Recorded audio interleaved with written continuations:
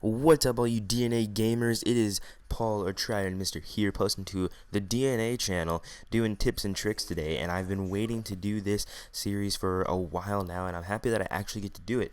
So let's get into what we are going to be talking about today. So tips and tricks, obviously, is going to be tips and tricks on whatever I think I need to tell you guys about. So this week we are going to be doing a tips and tricks on maps.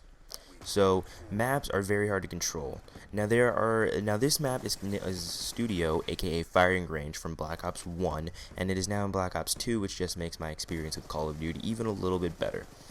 Um, this has always been my favorite map. Now, as you can see right here, this is one of the most high traffic areas, and this is where you're going to be getting killed most of the time because there are always people hiding behind those two cover points right there. Now, if you want to take down that area, obviously it's going to be a really hard point. But if you really want to take down that area, you can't take it down. You can't take down that area in the middle of a game. It's just not going to work that way. The only way you can do it is if you spawn on that side. Well, whichever side you spawn on, if you want to take control of that area right away, you have to just go straight to it, and you have to take cover behind those two spots, and you will dominate the playing field. Now, obviously, you'll see I'm using a submachine gun, and I'm most likely not going to be getting many long range distance kills. But the thing is that this game is very submachine gun friendly because of the close quarters gunfights you're going to be having.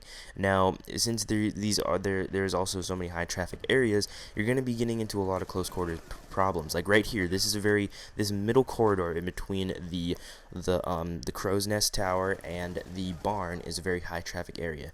That is where I pick up most of my kills, and it's where I take cover most of the time. Now, the barn area is probably one of the biggest high traffic areas. There's always people running in and out through. So the only way to take down that area is to either stay in the far back of the barn area and take cover and just rack up the kills, or if you don't want to get caught, you stay in the corner between the two doors and just keep killing right away. Now, this area, obviously, this is really hard to take control of because there's so many open places. Awesome dolphin dive out the window, but there's so many open places that it's really hard to actually stay control. As you can see, I'm hiding behind that wheelbarrow of hay. That is a really great spot to take cover if you're ever trying to get somebody up in the barn area. I do suggest you stay there sometimes if you're also playing domination and you're trying to get control of the B flag. You really want to stay near that area because it is a really high traffic area, and you'll be able to get as many kills as you can, especially for playing domination. Obviously, that area that I was just standing in, that is another high traffic area, and it's really hard to take control of that area, especially because behind you there is no cover, so you'll most likely are going to be dying a lot. Now, the best way to take, as you can see, there's so many things I have to talk about, but to take control of that other area, all you really want to do is just to get into one main entrance and take control of that entrance, and then hopefully, if you're playing with a full team of people that you know, they can help you take, at least 2 or 3 people can help you take down that entrance, and you guys will be set. Now, the barn area, I've already talked about it, but that area is one of the hardest to take control of. Reason being, there's only 2 entrances, but you can also climb up between that hay part, and then you can also go into the crow's nest, walk over that plank that you go down. Like you go down, you walk over that plank, and then you're also in that area.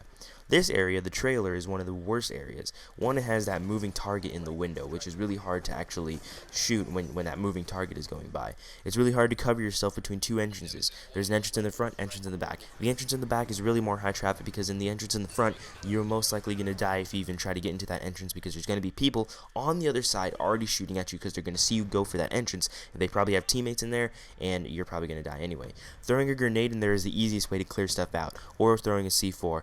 If you don't have any C4s or grenades and you're only running with flashes or concussions, I do suggest you throw a concussion in there.